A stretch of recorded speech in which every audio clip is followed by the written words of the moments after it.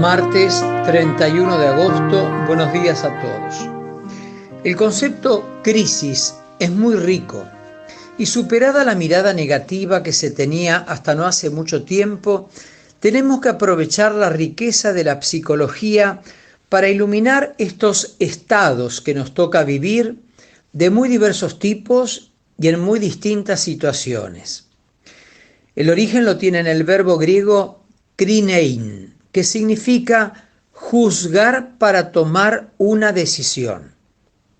De la mano del padre Segundo Galilea, teólogo chileno, contemplaremos la figura de San Pedro, ese hombre elegido por Jesús para ser uno de los 12 apóstoles y primum inter pares, que significa primero entre sus pares, cabeza del colegio apostólico.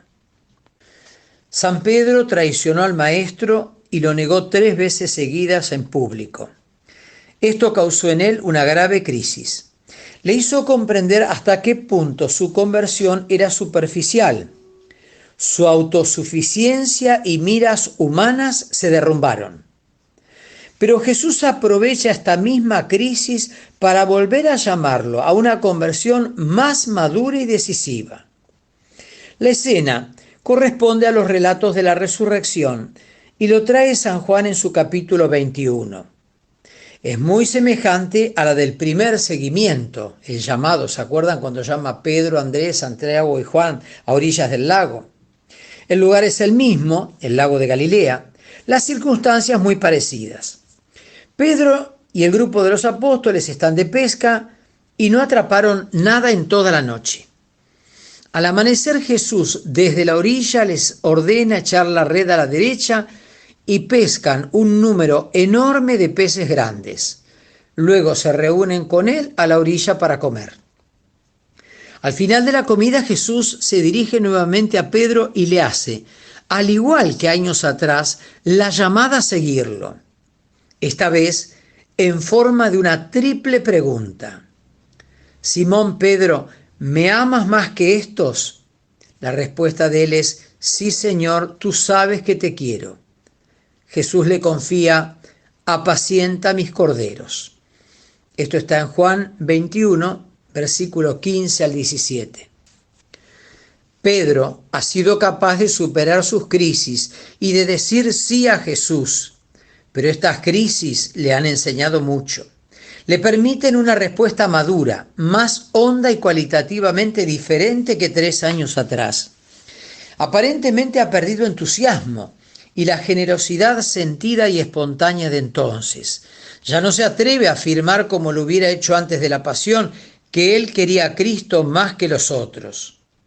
Hay en Pedro una conciencia acumulada de sus límites y fallas, lo cual lo ha hecho más humilde y por eso su entrega ahora no se basa más en sus posibilidades, sino en la palabra de Jesús que lo ha llamado. Parece menos entusiasta y entregado, pero en realidad ahora es cuando su conversión es más lúcida y profunda. Ahora se entrega con conocimiento de causa a un Señor crucificado y a un reino que no es de este mundo y que se construye en la fe. Pedro está maduro para seguir a Cristo sin ilusiones ni sentimientos, en la madurez y la profundidad de la vida de la fe. Él había dejado su casa, sus barcas, su trabajo, pero no se había entregado a sí mismo.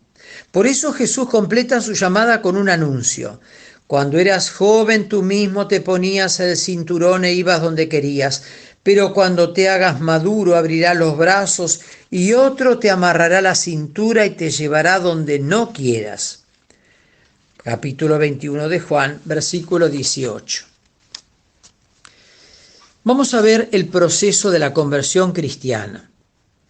El seguimiento de Pedro, desde la conversión superficial e incipiente hasta la conversión madura de la fe probada a través de la crisis, es un paradigma del proceso de la conversión de cualquier cristiano, cualquiera que quiera ser amigo de Jesús. Al igual que Pedro, nosotros también escuchamos en algún momento de nuestra vida una primera llamada a la conversión. Decidimos tomar en serio el cristianismo. En muchos casos, seguir a Cristo con una dedicación total. Cada uno sabe cuándo fue la primera conversión de su vida, a menudo en plena juventud. Inicio del proceso de conversión.